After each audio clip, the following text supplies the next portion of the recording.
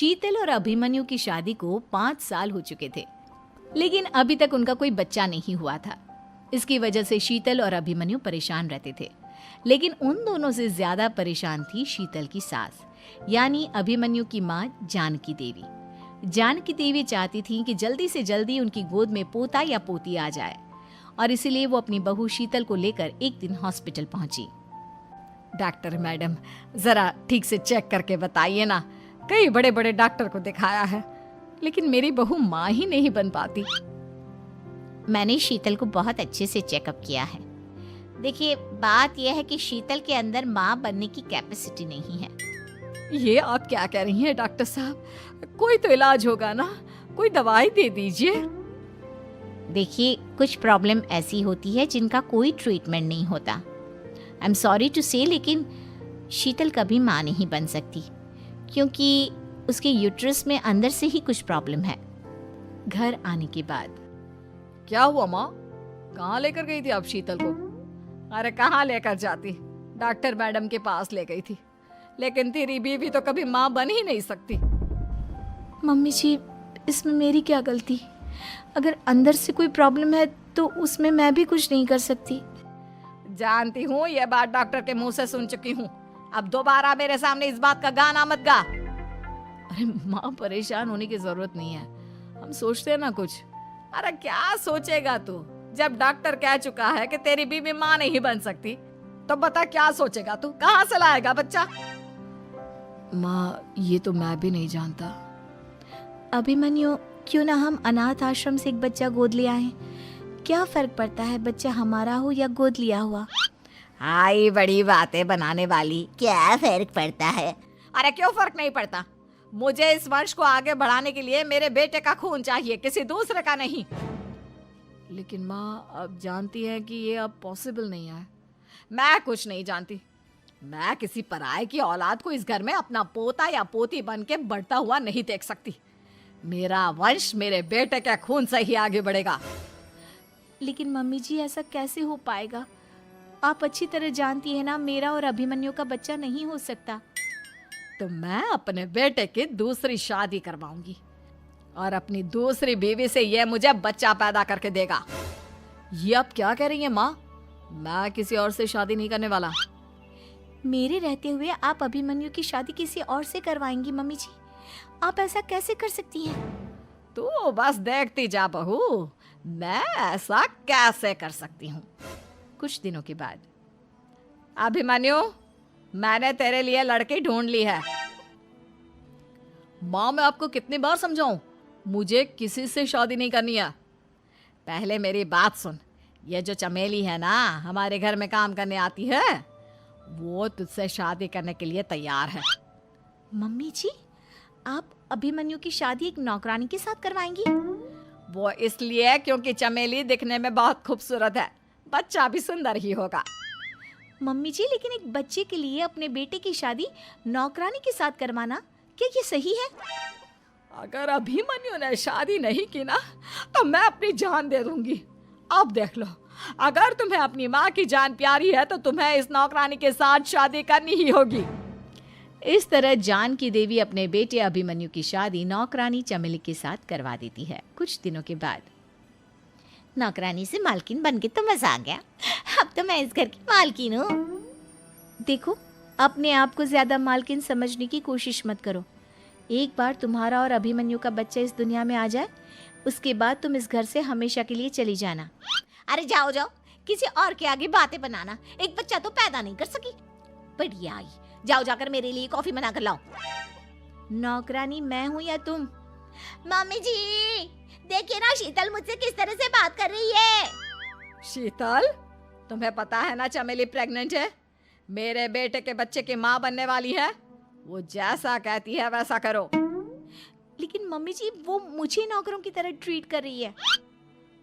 अरे तो करेगी ना, वैसे भी बहू तुम हो किस काम की? एक बच्चा तो पैदा नहीं कर सकती। जाओ अब घर के सारे काम करो और चमेली को आराम करने दो। थैंक यू मम्मी जी, भगवान आपका भला करे। आप नहीं होती तो मैं नौकरानी से महारानी कैसे बनती। देखो, तुम्हें जो चाहिए सब मिलेगा। खूब खाओ पियो, मजे की जिंदगी जियो। लेकिन बस मुझे एक बच्चा पैदा करके दे दो। कुछ दिनों के बाद, मम्मी, बच्चे के लिए आपने मेरी शादी चमेली के साथ करवा तो दी, लेकिन दिन और रात का चैन मिट गया है। सारा दिन शीतल और चमेली की बहस चलती रहती है। अब शीतल को इस घर में रखने से क्या होगा? मैं तो कहती हूँ उसे घर से निकाल दो, है भी किस काम की। मैं ऐसा नहीं कर सकता माँ, वो मेरी पत्नी है, उससे बहुत प्यार करता हूँ मैं। तुम्हारी पत्नी चमेली है, चमेली, उससे प्यार करो। अरे तुम्हारे बच्चे को जन्म देने वाली है वो। अभिमन्यु, मैं खुद ही इस घर से चली जाती हूँ। वैसे भी अपने ही घर में नौकरों की तरह रहकर परेशान हो चुकी हूँ। घर की नौकरानी मेरे ऊपर हुक्म चलाती है, वो तुम्हारी पत्नी बन चुकी है। अब मेरा इस घर में क्या काम? अभिमन्यु के बार बार रोकने पर भी शीतल उस घर से चली जाती है। कुछ दिनों के बाद चमेली एक बच्चे को जन्म देती है। भगवान ने मेरी सुन ली, मेरे बेटे का घर भर गया, उसका अपना बच्चा इस दुनिया में आ गया। मम्मी जी, बच्चे को हाथ लगाने से पहले मेरी एक शर्त तो सुन लो। तुम कहना क्या चाहती हो चमेली? आपकी मम्मी को बहुत शौक था ना अपने पोते को खिलाने का। अब देखो, इस दुनिया में हर चीज की कोई ना कोई कीमत तो होती है। तुम अपनी आधी प्रॉपर्टी मेरे नाम कर दो, बच्चा तुम्हारे नाम। अरे लेकिन मैंने अपने बेटे से तुम्हारी शादी करवाई है, अब ये सौदेबाजी कहाँ से आ गई? जो औरत अपनी बहू को घर से निकाल कर एक नौकरानी के साथ अपने बेटे की शादी करवा दे, वो तो सौदेबाजी कर ही सकती है ना। उसका कैसे भरोसा कर सकते हैं?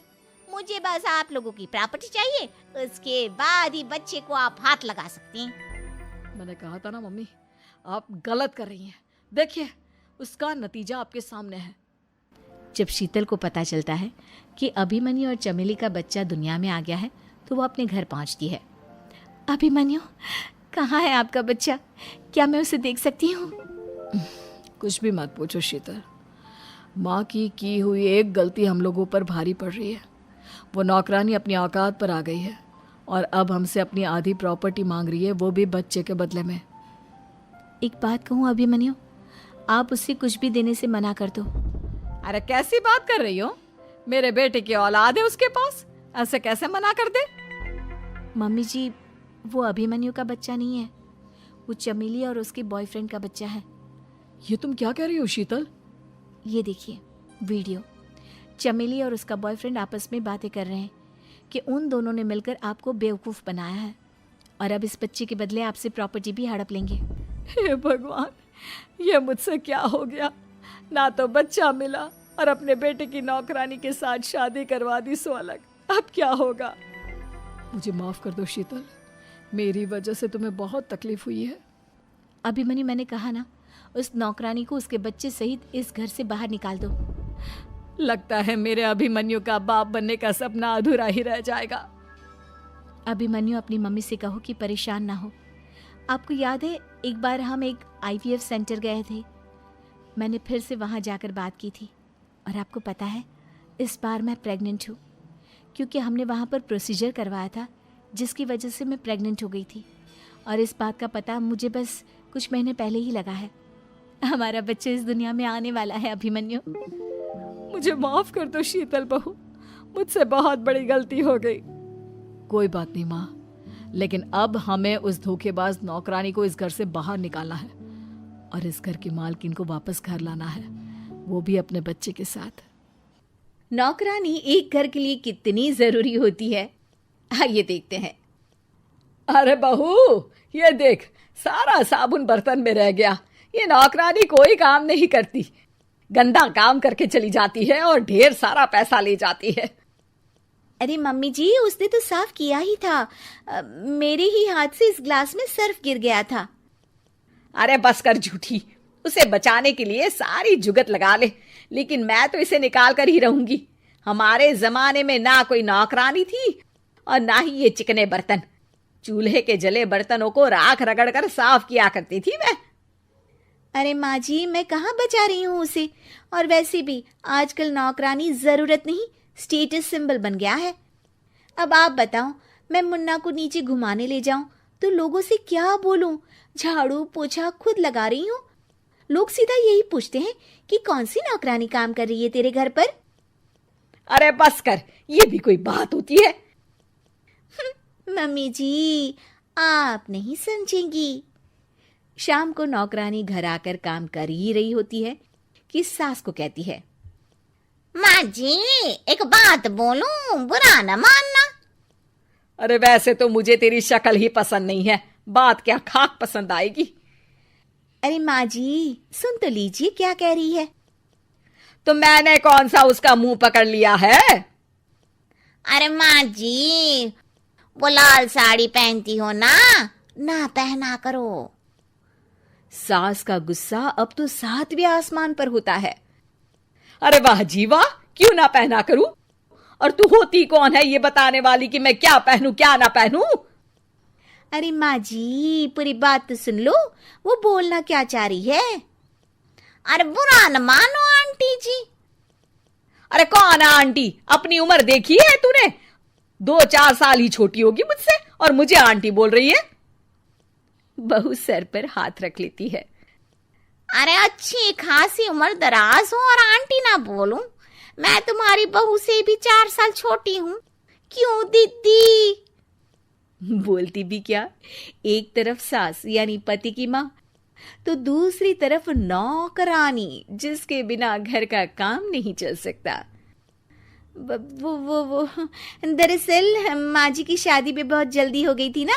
अच्छा ये झगड़ा छोड़ो, ये बताओ तुम माँ जी को लाल साड़ी पहनने से क्यों मना कर रही हो? वो ना, इनकी उम्र की सारी औरतें सोसाइटी में इनके लिए बात करती हैं कि तुम्हारी सास बुढ़ी घोड़ी लाल लगाम है। बहू को ये सुनकर गुस्सा आ जाता है। अरे वाह वाह, कौन बोलता है जी? खुद क्या है यहाँ की औरतें, बाल सफेद लेकिन टाइट जींस और कोई कुछ भी पहने। अरे पहनना हमारा निजी हक है, किसी को कुछ हक नहीं बनता कि वो मेरी सास के लिए कुछ बोले। मैं आज ही जाकर माँ जी के लिए लाल जींस लेकर आऊंगी, फिर देखो कोई क्या बोलता है। अरे चुप लाल जींस। अरे सुन नौकरानी की बच्ची, जाकर बोल दे उन लोगों से कि उन लोगों की तरह मैं उड़ती नहीं फिरती हूं घर बार छोड़कर। अपने बच्चों और नाती पोतों में मन लगाती हूं, ना कि सारा दिन ताश के पत्तों में आंख गड़ाकर 3 पत्ती खेलूं। नौकरानी वहां से चली जाती है। वैसे बहू, नौकरानी के क्या फायदे हैं ये तो पता नहीं, लेकिन सबसे अच्छा तो ये कि पता चल जाता है कि कौन किसके लिए क्या बोल रहा है। सोसाइटी में तेरा नौकरानी रखने का इरादा बिल्कुल ठीक था। अगले दिन उन लोगों के घर की बेल बजती है। बहू दरवाजा खोलती है कि सामने कुछ औरतें खड़ी होती हैं। अरे बहू, कहाँ है तेरी सास? बुला जरा। अरे बहन जी, आप सारी एक साथ आइए आइए, कैसे आना हुआ? अरे 3 पत्ते खेलने आई हैं, क्यों खेलोगी? क्यों नहीं, वैसे भी बड़े दिन हो गए, एंटरटेनमेंट हुआ नहीं। बहू जा जाकर पकोड़े तो बना ला। अरे बस करिए, आगे कुछ पीछे कुछ। वैसे तो कहती हैं कि परिवार पर ध्यान देती हैं, हमारी तरह 3 पत्तियां नहीं खेलती। हमने कौन सा परिवार छोड़ दिया? सास सक पका जाती है। अब ये किसने कहा? मैं तो कहती हूं कि मैं भी थोड़ा बाहर निकलूं। आपने ही तो कमला नौकरानी से ये सारी बात की थी। सास और बहू को अब सारी कहानी समझ आ जाती है कि सोसाइटी की औरतें क्यों भड़क रही हैं। माफ करिए आंटी, मैं छोटी हूँ, लेकिन फिर भी पहले तो आप लोगों ने माँ की लाल साड़ी का मजाक उड़ाया था ना। हाँ उड़ाया था, लेकिन उससे पहले तो तुम लोगों ने हमारी जीन्स के बारे में बात की थी। अरे क्यों ना पहने हम जीन्स, तुम्हारे पैसों की थोड़ी ना है। सास और बहू सर पकड़कर बैठ जाती है। देखा बहू, ये खेल कर गई तेरी नौकरानी, यहाँ की बात वहां तो वहां की बात यहाँ। दोनों किसी तरह औरतों को समझा बुझाकर घर भेजती है और कसम खाती है कि नौकरानी को नौकरानी ही रहने देंगी।